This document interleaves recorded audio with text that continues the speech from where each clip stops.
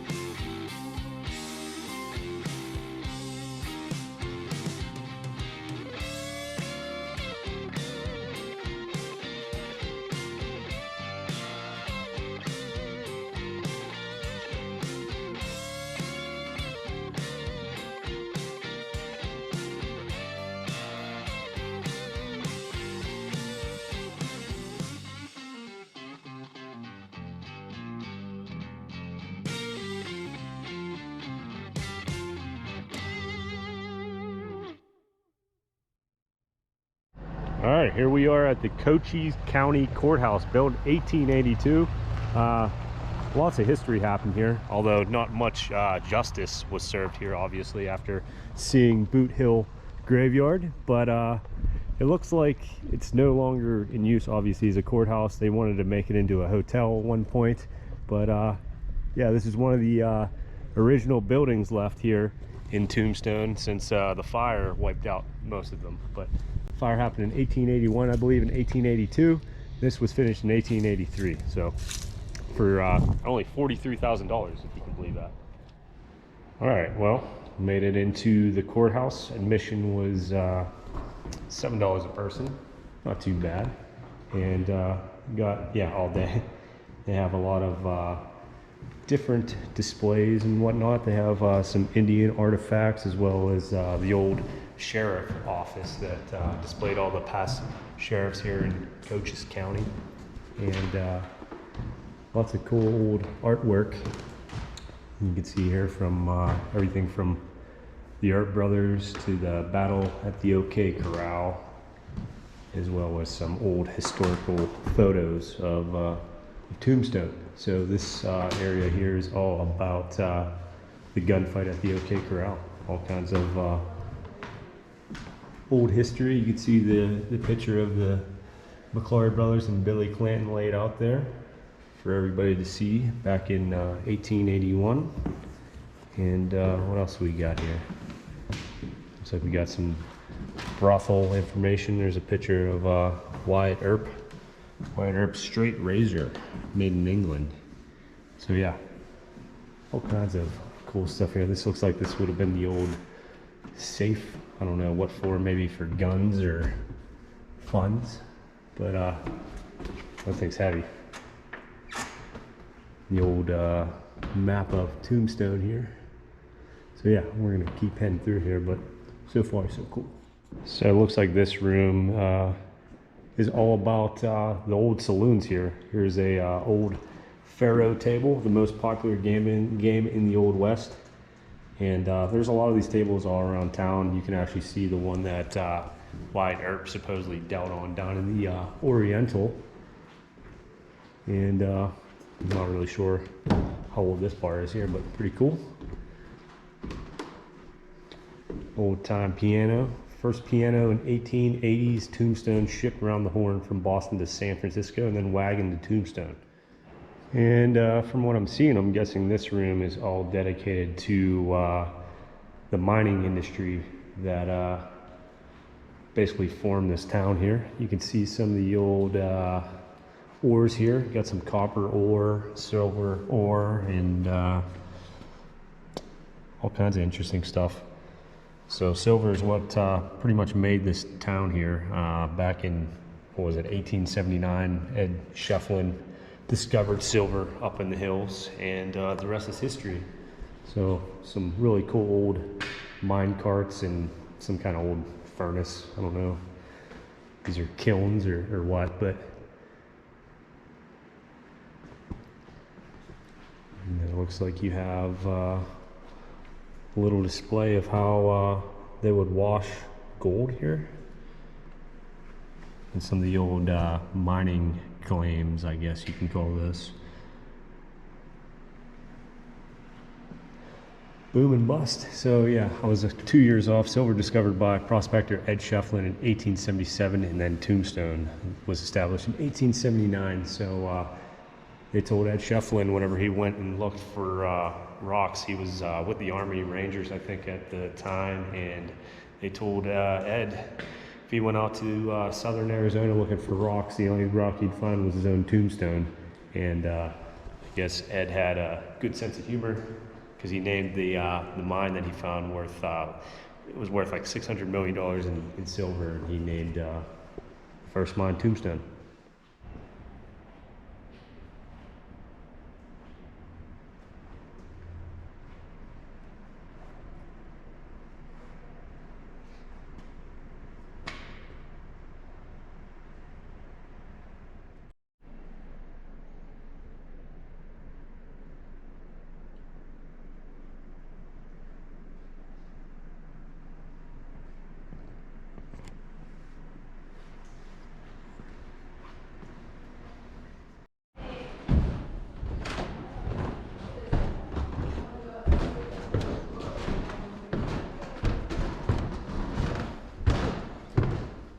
All right, so we made it upstairs here in the courthouse, and this looks like it's more of like a local citizen slash settler kind of area here, where they have some old artifacts from back in the day, some old creepy baby dolls. That is terrifying.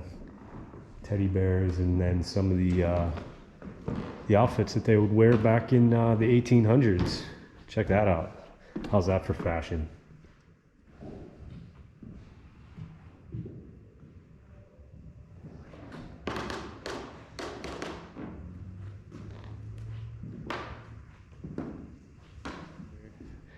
All right, now we're in the next section. This looks like it's has to do with the post office, I guess. It's where you'd go and maybe turn in your bounties or get some stamps back in the day.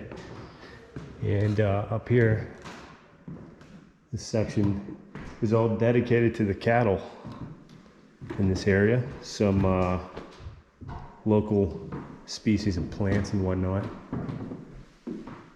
But I'm pretty sure after silver left this area pretty much depended on cattle. So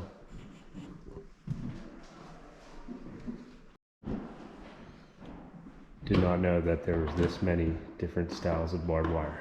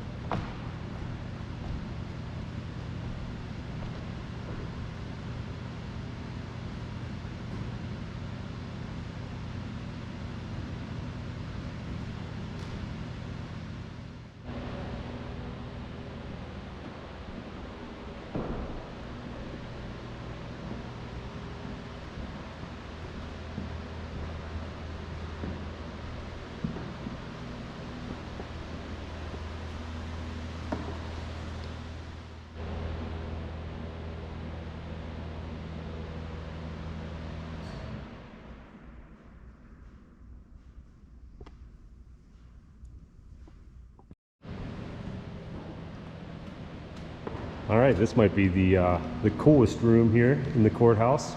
Kind of odd that this is on the second floor, but here is the actual court area here. The judge would preside, probably where the jurors would sit, and I'm sure some people were put to death up in this area, so pretty crazy. It's huge.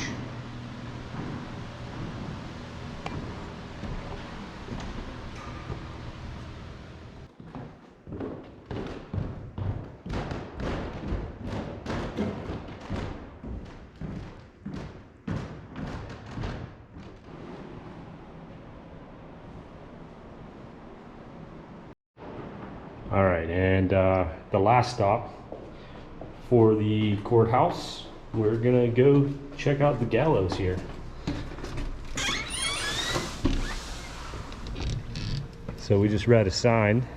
7 men were hung here, and they would invite the town to come and watch.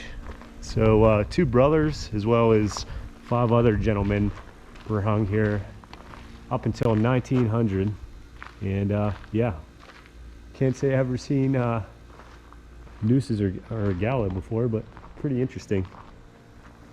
Is that how you'd want to go? I mean, I guess it'd be quick. So I'm guessing they would bring the prisoners out, probably keep them in here, let them sweat it out as they stared at the gallows here for maybe half an hour or so, and then march them up there and do their business. So yeah. But yeah, this is gonna be the last stop here at the courthouse. It's what did it take us? A half an hour, 45 minutes. A quick little stop, but lots of cool information and history here. I recommend it. Like I said, $7 a person. Very cool looking building. And where else can you say that you went and you saw some gallows? All right, well, leaving the courthouse now, off to our third spot, or at least gonna try and get some tickets for the third place we're heading to. And yeah, recommend the courthouse. As I said, half an hour, 45 minutes tops. Lots of awesome displays. Built in 1883 for $43,000. They were actually gonna make it into a hotel at one point, but yeah.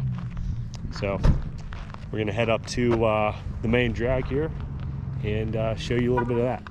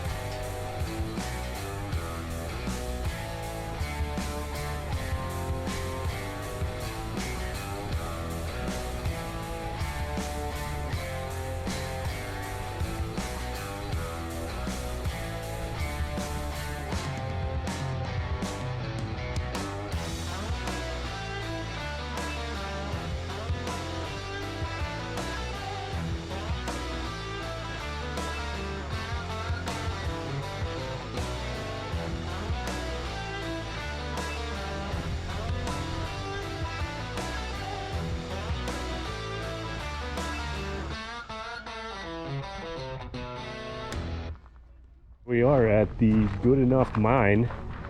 $20 a pop to get in here. And I believe we even get our own hard hat to wear for the tour. Good look at one of these 1880s ore wagons. And some really good views of the hills there in the distance that Ed Shefflin would have went up and prospected and eventually found silver ore. You can actually see all the cuts and trails that go all throughout those hills up there. But from what I heard, there's hundreds and hundreds of mines up in that area there. Got my hat on. All right, we're all ready to go down into the mine. Saving the best for last. These are all original mine carts that were brought up from the Good Enough Mine after 100 years. Just read the story here.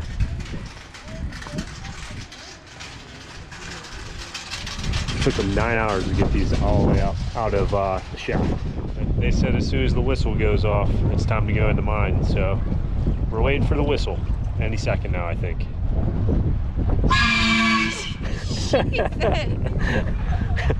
I think that was a whistle. Head down to the mine.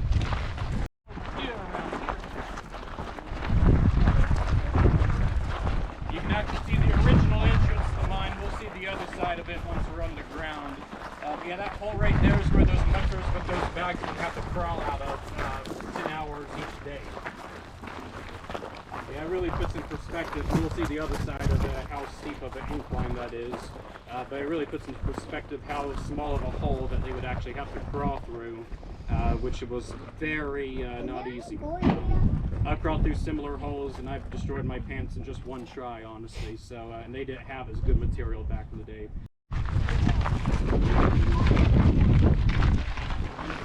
Here we go into the Good Enough Mine. The next one that's actually closed up now is right to the left of it where those rocks are at.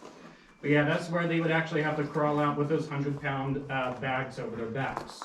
Now miners were actually pretty wealthy back in the day. They made $4 a day and they worked 10-hour shifts and 6 out of 7 days a week, so you can tell they actually made good money. For example, a general of the Apache Wars only made about $15 a month, and a foreman at a big ranch at the time only made $20 to $25 a month. So these miners actually roughly made almost $100 a month right here. Of course, it was a very hard job, very physical and everything, but it was definitely worth the money, especially in this mine right here.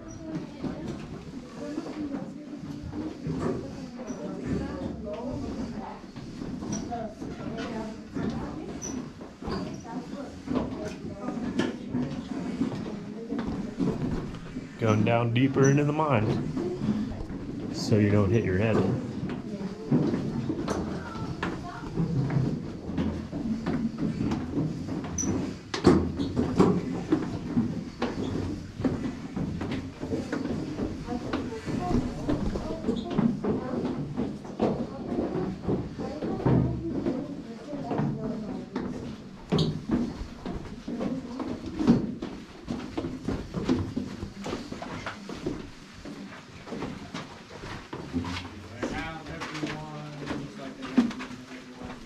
One thing to point out, everything that we walked through today used to be solid ground. None of this was actually a cave or anything like that. Everything here is hand carved out by those miners back in the 1880s. That always puts in perspective for me on how big this is now, just by manpower. Now, we're going to go down this little bit of a hill with a handrail. It's a dead end. In that case, if you go about 100 feet, there's about a 300-foot drop right there. So that's very dangerous. I don't want to shine too much in your eyes right here. But right here, there's a big red O. That means it's safe. It's a good way to get out if anything bad happened. Now, if you kept going 100 feet that direction, you would actually interlock with our Tough Nut mine. Interlocking is one reason why the mines are 68 degrees down there year-round. They have a constant breath to them. Black rock right here is actually silver. It looks a lot different from the rest of the rock, like on the floor here, but this really black, kind of ugly, kind of rusty kind of material, that's actually silver.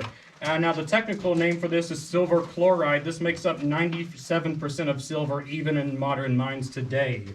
So it looks a lot different from most people think. There's a lot of that right there. Right there. But yeah, right behind you guys, there's a lot of rocks that are stacked up in a straight line. Like this right here. This is here for a reason. Now back in the day, most of the miners were English and Irish, and they were taught very early on that this was good for two opportunities. First off, this is all scrap rock, so it's useless. So instead of it being on the ground, they would actually stack it up. Second reason, it would actually support the roof of the mine right here. So it's not just these logs. Believe it or not, this is actually very sturdy, and they kept going all the way over here. Now this mine is actually partly made of limestone, so they found out eventually they didn't have to keep doing that to help support the mine. As you can see, they stopped building this halfway through. Limestone is actually famous for being very strong unless you get water mixed in with it. Thankfully, they didn't have to worry about any water coming through this mine for a lot of people. Now, we actually had some scientists out here about 15, 20 years ago that took samples of these layers and actually found that microscopic fossils in this area right here. So this is from a very, very long time ago, even before the miners found this area. Now, right behind me, you might have seen some boards that kind of look out of place. This is a modern board, only about 20 years old. This is practically an 1880 seismograph right here. All these miners would even do back in the day, get a board, shove it up into a fissure, a big crack kind of like this, right below it. And basically, if the board had ever moved, they know the rock around it had started to move as well. Even today, if you look at this, if this board had moved at all, we would stop 2 hours doing an investigation to make sure this area is safe for people to go through. Now, if this board's ever on the ground, we have a different story, and I'm going to be running out as fast as possible.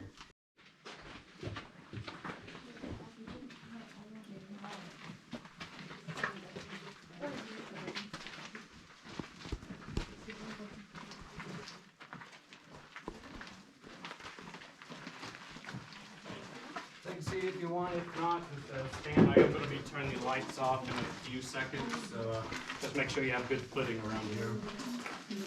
Cool. Okay. So once again, this is a hammer drill still like we had above ground. They would keep doing this over and over again. Now the problem was each miner was only given 3 candles a day, and those candles only lasted for 2 hours. And if they had a 10-hour shift like all of them did, you can kind of see a problem with that. So they didn't have light the whole entire shift. The way they would fix that is they would actually keep mining, find a good hole for it, and then they would turn off the lights.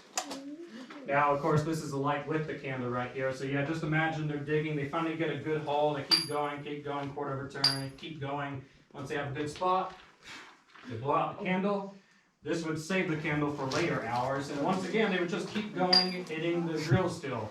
Now, once they made plenty of holes in that 10 hours, they would actually blow it up with that that blasting powder. Now, if I get my flashlight out, there we are.